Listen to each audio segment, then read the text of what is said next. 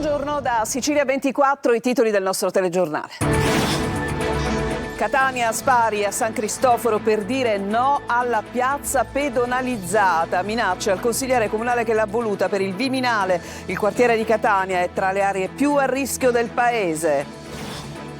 Sono atti che turbano, grazie a tutti per la solidarietà. In una nota le parole del deputato regionale dei 5 Stelle Cambiano all'indomani dell'atto intimidatorio subito nella sua segreteria politica a Licata. Massacrato per rubare denaro e preziosi, svolta nelle indagini per la morte di un pensionato di Ispica nel 2022, in manette un 35enne romeno. Pestato la notte di San Silvestro a Vittoria, muore in ospedale dopo 48 ore. L'uomo potrebbe essere stato ucciso in casa e a mani nude. Cimitero di Catania nell'oblio, rubinetti a secco in tutte le cappelle delle confraternite, vegetazione incolta copre lapidi, croci e tombe, off limits i servizi igienici.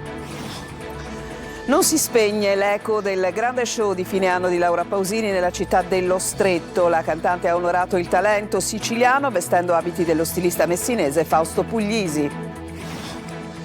Calcio, in Casa Palermo arriva Carlo Osti al posto del DS De Sanctis. In Serie C Catania e Trapani al lavoro per il primo impegno del 2025.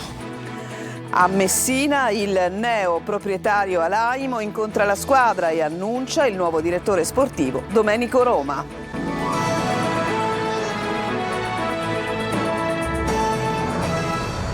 Bentrovati, andiamo subito a Catania, a San Cristoforo, dove pensate si spara per dire no alla piazza pedonalizzata, minacce nei confronti del consigliere comunale che l'ha voluto. E ricordiamo che tutto questo accade all'indomani dell'applicazione di quello che è appunto il decreto Caivano, perché città è stata inserita dal Viminale tra le aree più a rischio, cioè questo quartiere tra le aree più a rischio del paese. Luca Ciliberti.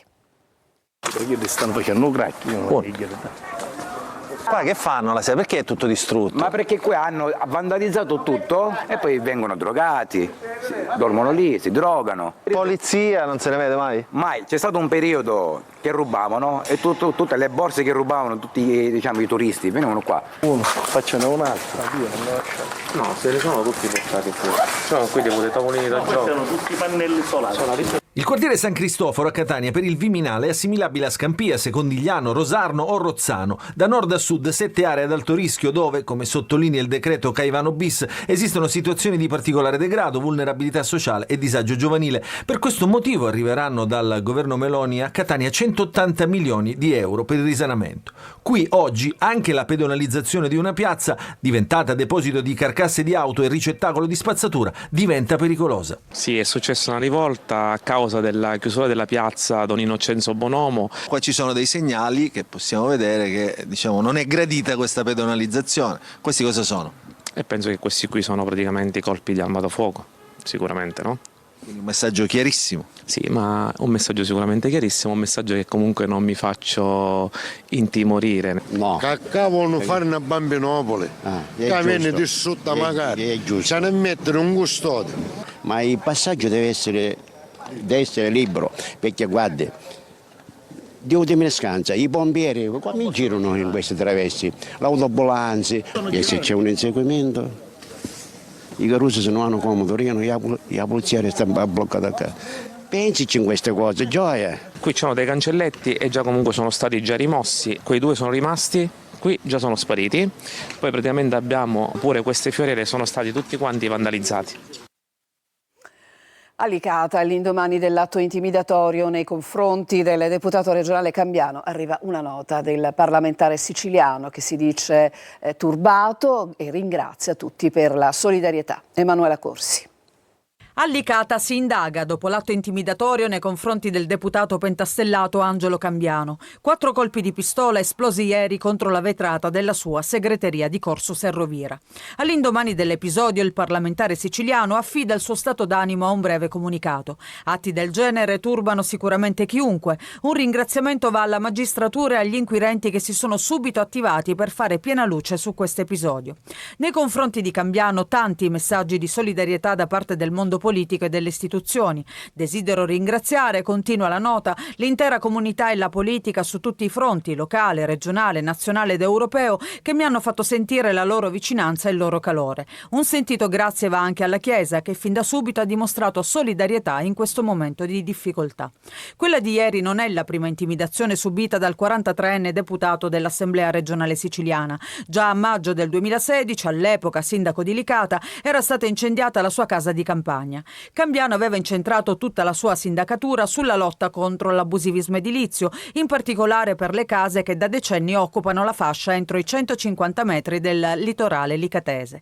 Mentre viveva sotto scorta per le minacce subite, ad agosto del 2017 venne sfiduciato dal Consiglio Comunale. Dopo la sua adesione al Movimento 5 Stelle è stata eletta all'Ars alle ultime regionali del 2022.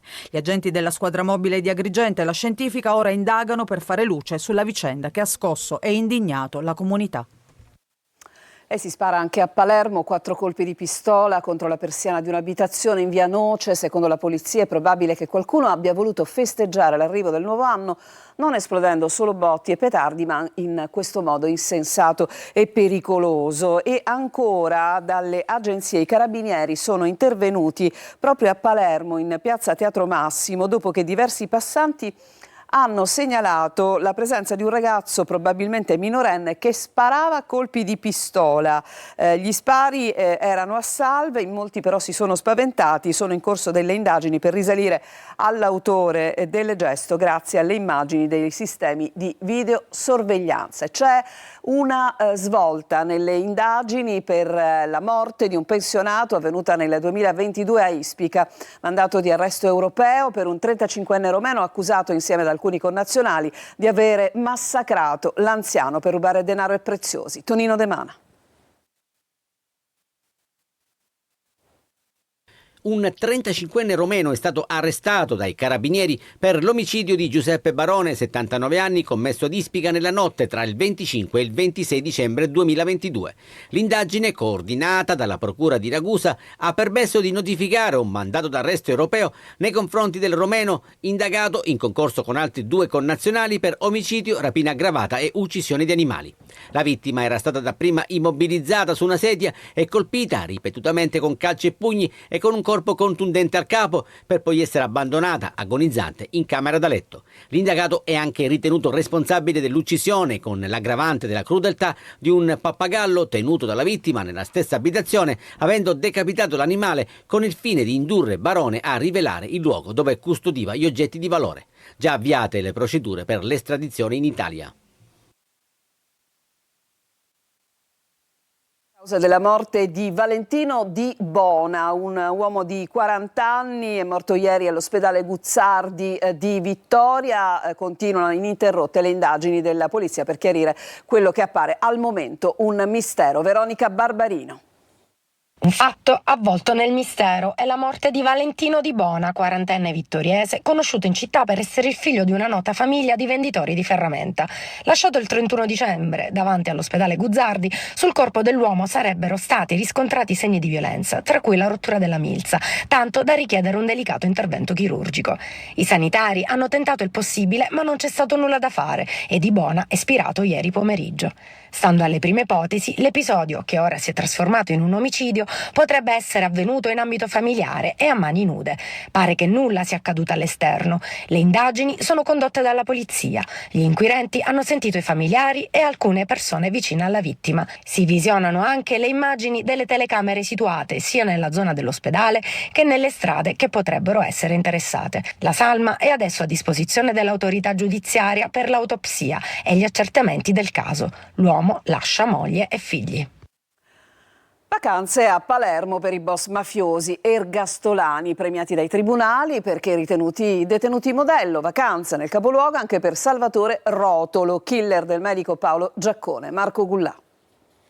Natale a Palermo. No, non è il titolo di un nuovo cinepanettone, bensì in sintesi dove hanno trascorso le vacanze natalizie alcuni spietati killer mafiosi ed ergastolani. Da Raffaele Galatolo, boss dell'Acquasanta, a Salvatore Rotolo, 68 anni, killer del professore Paolo Giaccone, medico legale del Policlinico di Palermo.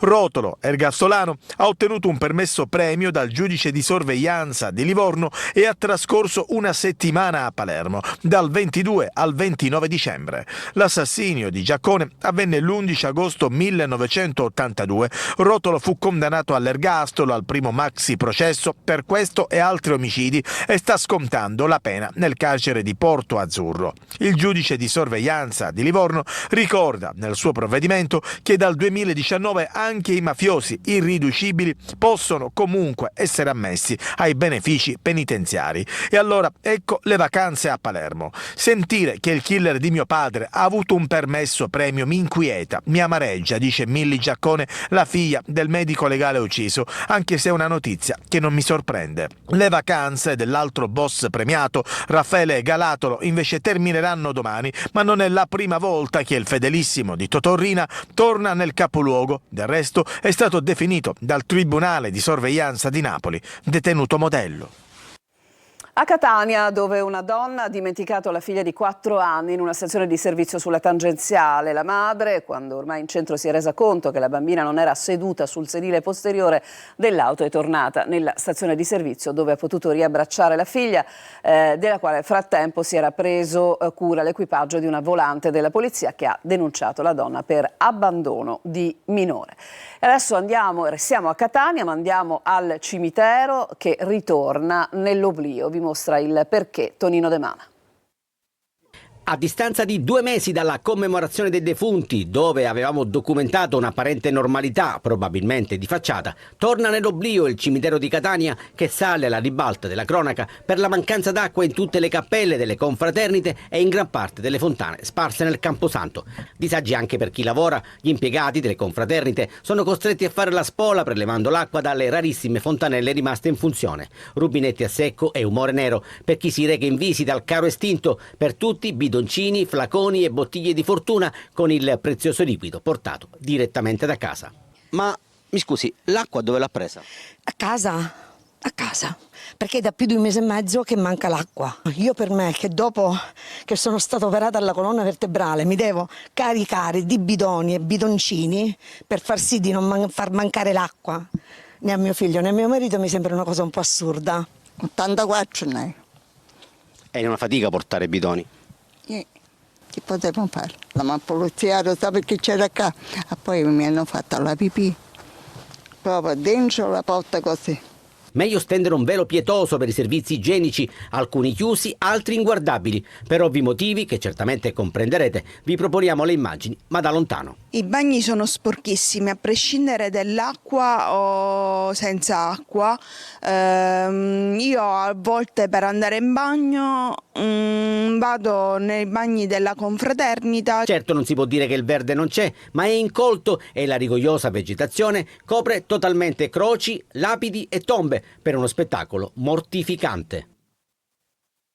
Eni Versalis, come annunciato, dal 1 gennaio ha cessato le attività negli impianti di polietilene di Ragusa. Le ipotesi di ricollocamento in altri siti sono vaghe e il nuovo anno inizia con la preoccupazione dei dipendenti. Veronica Barbarino.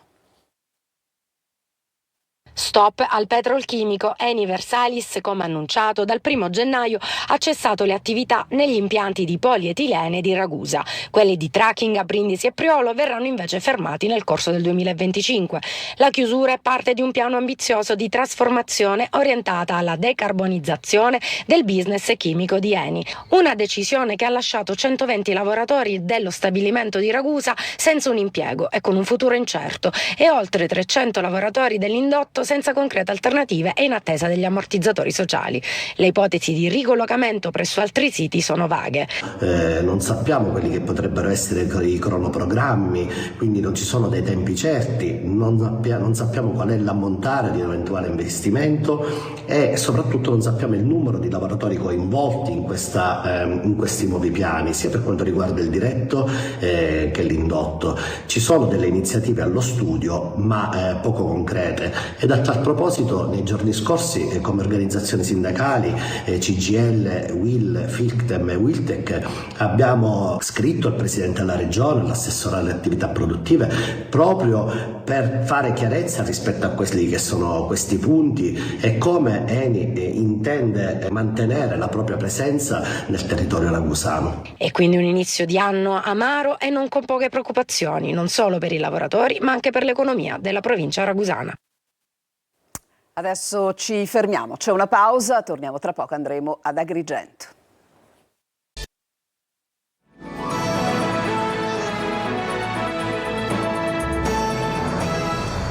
Siamo tornati in studio. Il teatro in città. Agrigento diventa un palcoscenico a cielo aperto per celebrare la regina Margherita e Luigi Pirandello, performance itinerante nel cuore della capitale italiana della cultura. Davide Sardo.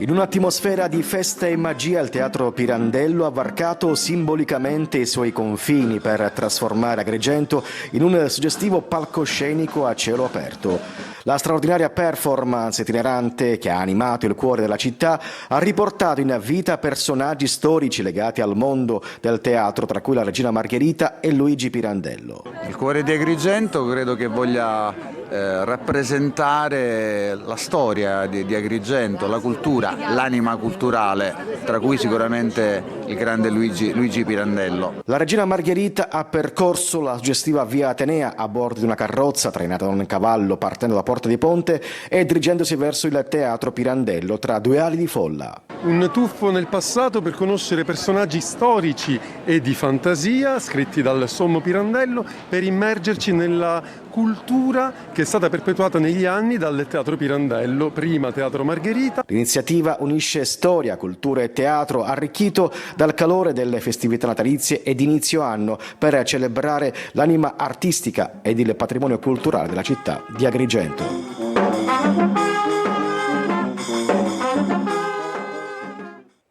Adesso alla musica. È stato sicuramente un grandissimo spettacolo che ha lasciato il segno, quello che ha riguardato il Pala Rescifina a Messina, dove si è esibita per l'ultima data del suo tour mondiale Laura Pausini, che peraltro ha anche reso omaggio al talento siciliano vestendo degli abiti firmati da uno stilista del luogo appunto messinese. Sentiamo Desiree Ferlito.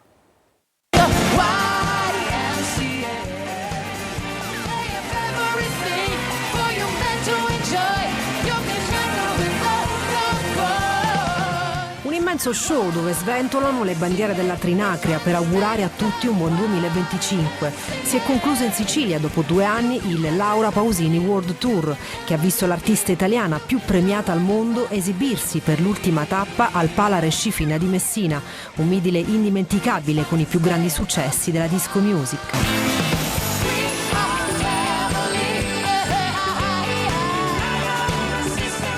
Un tour dai record con oltre 500.000 presenze in 80 show in tutto il mondo, un dato che la incorona l'artista femminile più performante del nostro paese a livello mondiale.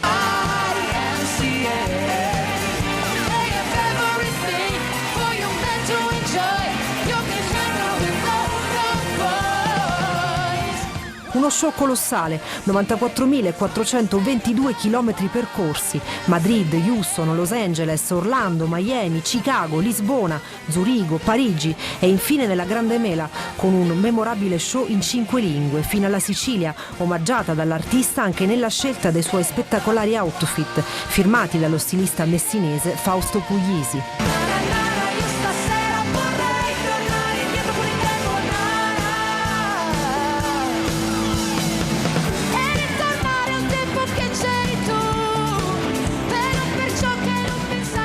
Sono grata per tutto ciò che questi 2 anni mi hanno regalato, ha commentato la Pausini dal palco di Messina, scrivendo un'altra pagina della storia della musica italiana, con il pubblico siciliano in delirio. E visto che ogni lassata è pessa, fate l'amore stanotte!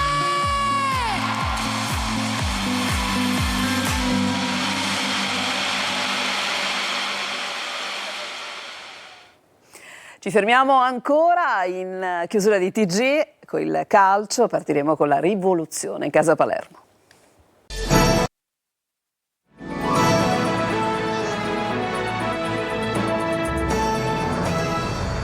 Siamo al calcio, rivoluzione in casa Palermo, via il DS De Sanctis, è arrivato Carlo Osti, fiducia a tempo per Dionisi. In Serie C Catania e Trapani preparano il primo impegno del 2025. Marco Gullà. Rivoluzione d'inverno, il Palermo volta pagina, fuori il DS Morgan De Santis, dentro Carlo Osti, ex Atalanta e Sampdoria. Per Osti, che può sfruttare l'ottimo rapporto con Bigon, è previsto un accordo fino a fine stagione con possibilità di riconferma per il futuro. Resterà invece sulla panchina rosenero Alessio Dionisi. Il City Group aveva pensato anche ad un cambio di allenatore, ma il casting di tecnici non ha convinto il club. Per Dionisi una fiducia comunque a tempo, se i risultati non dovessero migliorare, allora si procederebbe all'esonero. Domani intanto ripresa degli allenamenti a Torretta in vista del primo impegno del 2025, quello di giorno 12 al Barbera contro il Modena. Serie C, marcia d'avvicinamento del Catania per la sfida di domenica alle 15 a Benevento, match che sarà trasmesso in diretta su Telecolor. Probabile che Toscano si affidi in parte agli stessi uomini che hanno battuto il Sorrento. Farroni è arruolabile e andrà in porta, in avanti la garanzia è Roberto Inglese. A proposito, nonostante un rinato Inglese già in doppia cifra in termini realizzativi e altri elementi di primo piano come Stoppa e Montalto, il Catania vorrebbe aumentare il proprio potenziale offensivo con quello che sarebbe un vero e proprio colpo, Cosimo Patierno dell'Avellino. Se ne parlerà nei prossimi giorni. Trapani al lavoro per la trasferta di lunedì a Picerno, ma si pensa anche al mercato. Da Marco Toscano dell'Avellino a Enrico Piovanello della Juve Stabia come possibili innesti per la formazione di Ezio Capuano. Si arriva però anche alle cessioni, con Spini, Udò e Fall come spettatori interessati delle trattative. A Messina primo contatto oggi tra la nuova proprietà e la squadra che prepara la gara contro il Cerignola, priorità al mercato, così ha dichiarato il neopresidente in pectore Stefano Alaimo alla squadra. Sentiamo. Le formalità devono ancora essere espletate, ma il Messina ha cambiato proprietà passando per l'80% delle quote al gruppo AAD Invest. Questa mattina il presidente in pectore Stefano Alaimo ha incontrato la squadra, ha parlato con i giocatori presentandosi e presentando la nuova proprietà. Quindi l'incontro veloce con i giornalisti, perché per la prossima settimana è programmata la conferenza stampa con il CEO della società lussemburghese Doudou Cissé, che arriverà a Messina. Yes, sono venuto qua appunto per parlare con loro, dirgli che abbiamo un unico obiettivo.